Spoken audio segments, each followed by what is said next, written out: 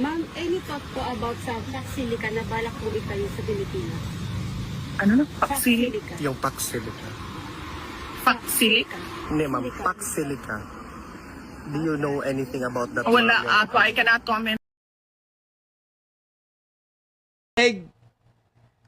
Paxilica. Oh, mga didilis, umiral na naman ang kabubuan ni Inday Sayad ninyo. Isipin mo, Paxilica, hindi niya alam, Paxilica. Ang Paxilica, alam na halos ng buong mundo pinag-uusapan na tapos siya walang alam. At eto ang malupit, ang Pax niya ay Fox. Fox ha, yung ano ha, F-O-X. Ano yun, asong gala? Ang pang-intindi niya ng Paxilica, guys, ay ano, wild dogs. Ang bobo na Inday Sayad, baka naman ang iniisip niya yung Paxilica ay yung mga aso niya, no? Mga buraot yung mga dugyot na mga didilis niyang vloggers. Isipin mo, pinag-uusapan ng buong mundo, wala siyang kaalam-alam. Kaganapan sa Pilipinas, walang kaalam-alam. Vice President yan, ha? O, mga didilis, kaya huwag kayong magtataka na ang alam ni Inday Sayad ay walang baha sa Davao City. Alam niya ay hindi bumaha sa Davao City, wala siyang kaalam-alam. At ang alam niya ay epektibo ang ano ron, ang flood control. Wala talaga siyang alam eh. Isipin mo, Paxilica, hindi niya alam. So, ibig sabihin, hindi tayo magtataka kung si Inday Sayad ay walang kaalam-alam sa nangyayari sa Davao City.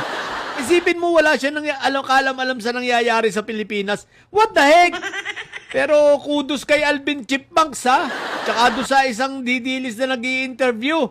Isipin nyo, sinunog nyo si Inday Sayad. Ang tanga nyo kasi, Alvin Chipmunks. Alam nyo naman bobo yung amo nyo. Alam nyo namang tatanga-tanga yan. Tapos in-interview nyo pa ng mga Paxilica na ganyan. Sa susunod, huwag kayong magtatanong kay Inday Sayad ng walang kodigo. Yan ang ikinapapahamak niya. Kita mo ngayon. Kaya yan ang dahilan, guys. Kaya si Inday Sayad hindi nagpapa-interview sa mga magagaling na media. Kagaya nila, anong pangalan ito? Si Constantino. Di ba? Kila Karen Davila. Hindi yan magpapa-interview. Lalo na kay Pinky Web. Lalo na kay Carmina. Hindi si Carmina Villaruel. Hindi yan magpapa-interview. Kila Carmina Constantino nga ba yun? Tapos kay Corina Sanchez, wala yan! Hindi magpapa-interview yan kasi bawal yan interviewin ng walang kodiko. Yan nga, dahil ganyan ang nangyayari pag yan ay in-interview mo ng walang kodiko. Tatanga-tanga yan. Itong si Alvin Chipmunks, isa pang tanga ito.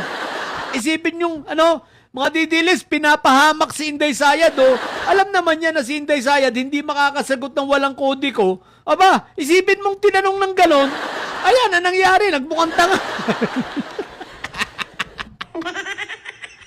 Vice President na mukhang tanga. Di ba? Kaya ikaw, Alvin Chipmunks, oy, mga didilis, sisihin nyo si Alvin Chipmunks. Tsaka yung nag-interview yung babaeng tatanga-tanga, isipin nyo, in-interview si Sayad na walang walang kodiko, yan tuloy.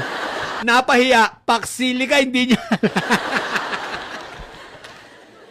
Kahit nga yung pinakabobong didilis alam yun di ba? Tapos Inday Sayad hindi alam. Ang tanga talaga nito nila Alvin Chipmunks. Pinahamak na naman si Inday Sayad. Pinahamak na naman yung puno. Sinabi na kasi huwag mag-i-interview ng hindi muna inaabisuan o sinasabi kung ano ang tanong. Dapat yan kasi ay may script, ha? Lesson learned ito sa inyo, ha? Para sa susunod, alam nyo na. Huwag nyong i-interviewin si Sayad ng pabigla-bigla dahil tatanga-tanga talaga yan. Mga didilis, oh. Yan, in-interview ni Alvin Chipmunks, alam nyo naman tanga si Inday Sayad, di ba? Ang tanga talaga, pare-pareho na kayong bobo, di ba? Isipin mong in-interview yung BP nyo na tatanga-tanga. Ayan, nagmukhang tanga na naman. Hindi alam ang Paxilica. Ewan ko. No comment daw, no comment. What the heck? Yun lang. Susunod ha, Alvin Chipmunks, ayusin mo ha. Napapahiya si Inday Sayad sa'yo Pinapahiyaan yung mga, di ba? Magagalit sa inyo kapwa nyo didilis yan. Sa mga bubong didili sa kagaya ni Inday Sayad. Ayan, puro na kayo mukhang tanga. Paksili ka. Matili kayo mga bobot may sayad sapagkat ang may sayad ay laging high blood. Bye!